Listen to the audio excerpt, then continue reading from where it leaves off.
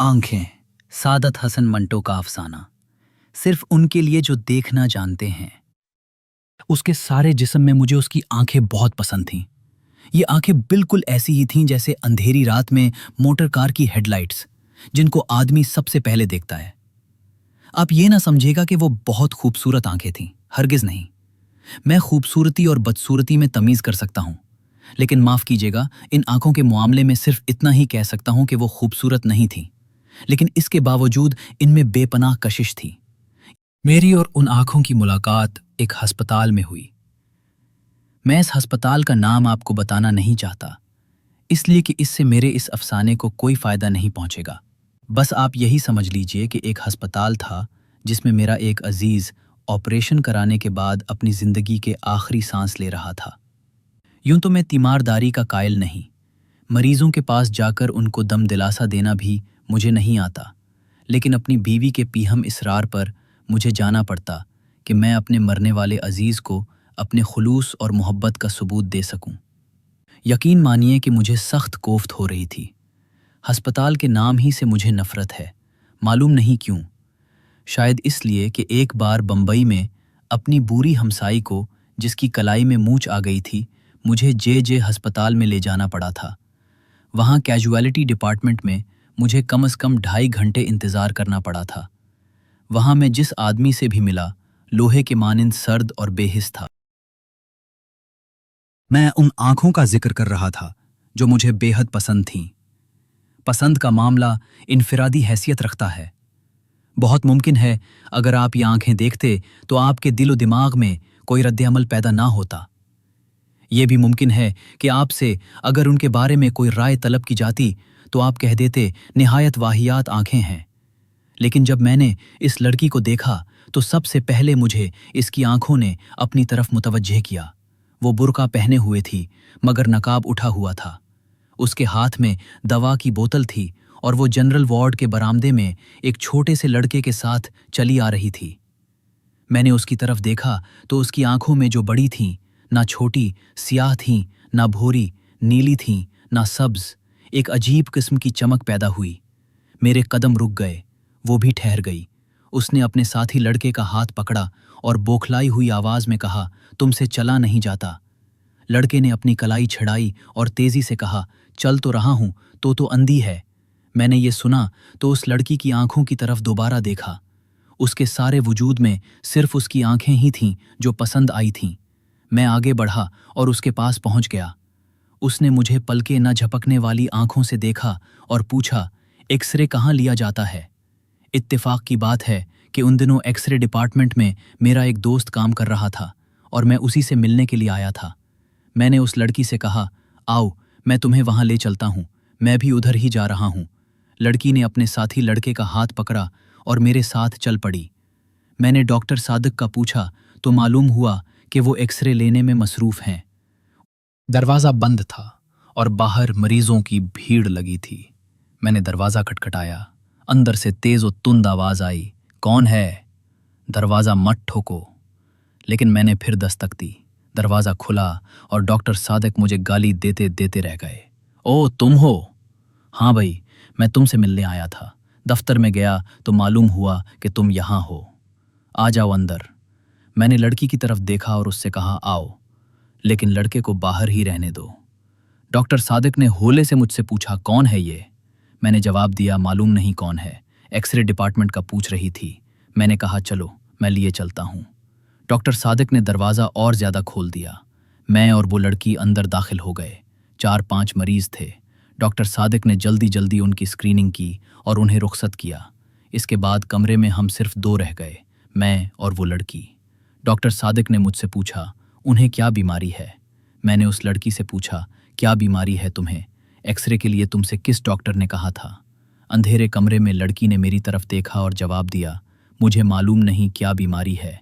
हमारे मोहल्ले में एक डॉक्टर है, उसने कहा था कि एक्सरे लो। डॉक्टर सादिक ने उससे कहा कि मशीन की तरफ आए।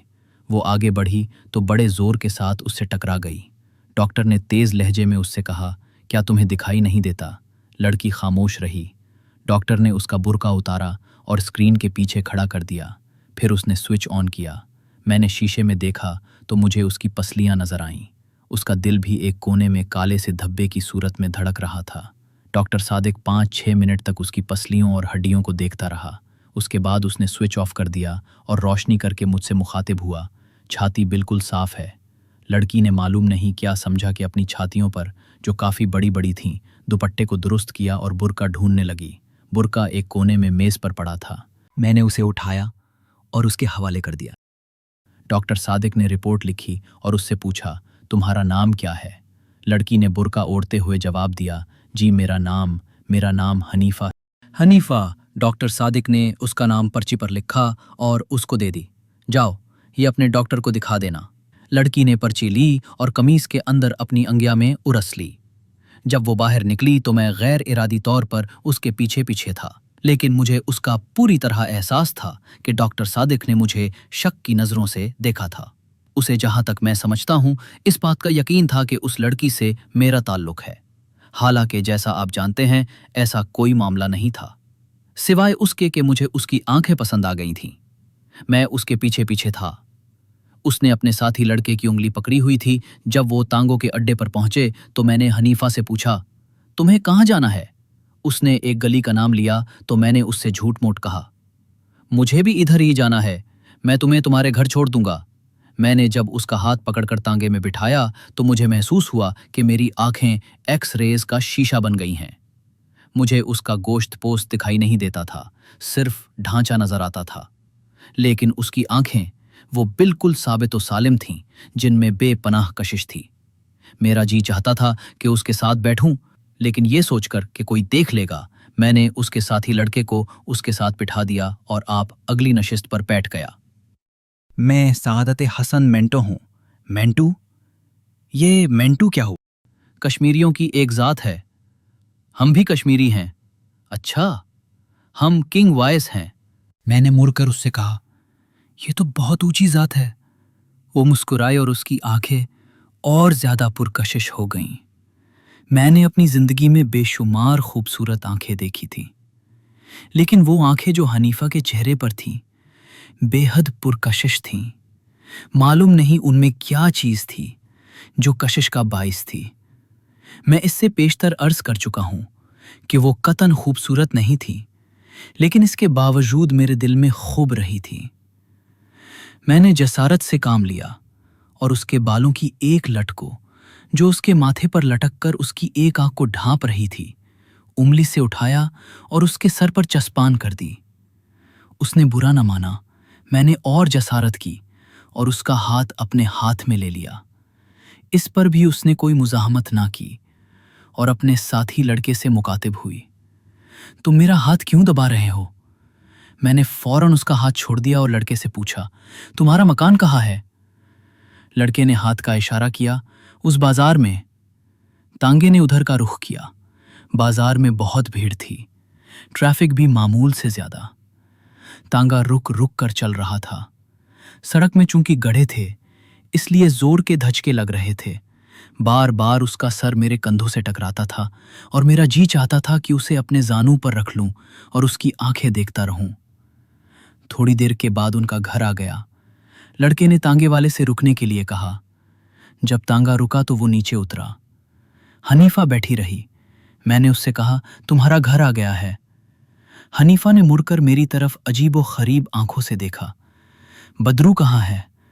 मैंने उससे पूछा। कौन बदरू? वो लड़का जो मेरे साथ था। मैंने लड़के की तरफ देखा जो तांगे के पास ही था। ये खड़ा तो है। अच्छा, ये कहकर उसने बदरू से कहा, बदरू मुझे उतार तो दो। बदरू ने उसका हाथ पकड़ा और बड़ी मुश्किल से नीचे उतारा। मैं सख्त मुतहय्यर था। पिछली नशिस्त पर जाते हुए मैंने उस लड़के से पूछा, क्या बात है, ये खुद नहीं उतर सकती? बदरू ने जवाब दिया, जी नहीं, इनकी आंखें खराब हैं, दिखाई नहीं देता।